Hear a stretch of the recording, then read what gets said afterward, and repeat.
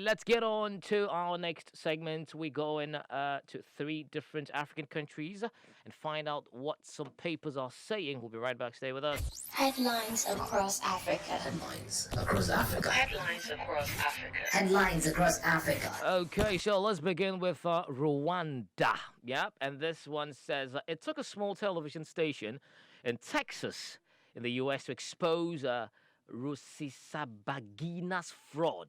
Whoa.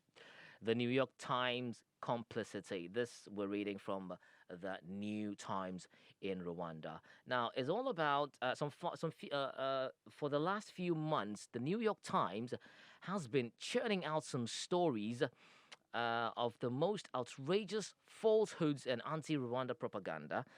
Then early this month, a little-known television station in San Antonio, in Texas, put the publication to shame after fact-checking the latest false and malicious allegations against the government of Rwanda.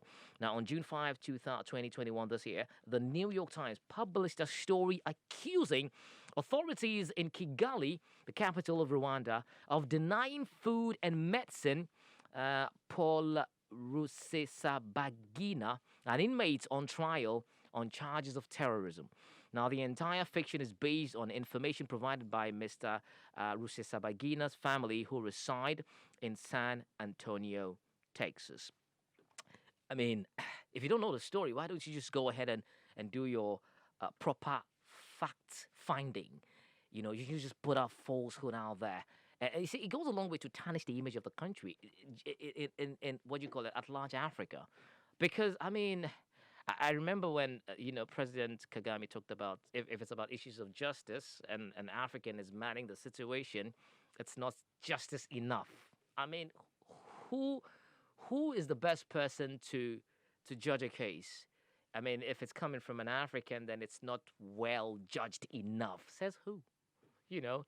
So a very good one, but whereby just some, a small operating media house exposed that these things are not true because the family of the accused person, uh, you know, living in Texas, San Antonio, told this little media house in San Antonio that the stories are not true. I mean, why would they?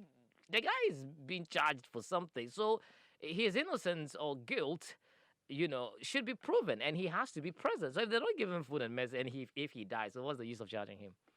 Sometimes I think some of our media houses just trying to put our stories out there just to tarnish the image of a certain government or personality they're targeting.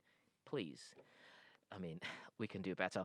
So that is coming from the New Times in Rwanda. Enjoy the video. Don't forget to like, subscribe, and share.